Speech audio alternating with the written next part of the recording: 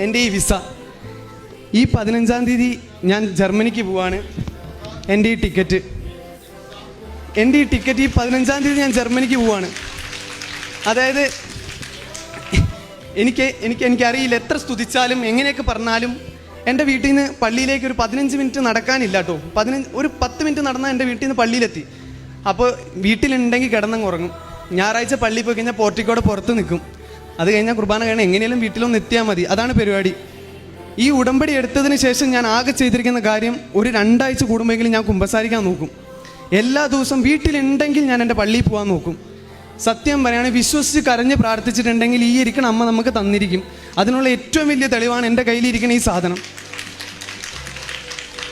എനിക്ക് പറയാനുള്ള എൻ്റെ പ്രായത്തിലുള്ളവരോടാണ്, ഇഷ്ടം പോലെ അവസരങ്ങളുണ്ട് വഴിവഴിച്ച് പോകാൻ. അങ്ങനെ കുറേ അവസരങ്ങളിൽ പെട്ടു പോയിട്ടുമുണ്ട് ഞാൻ.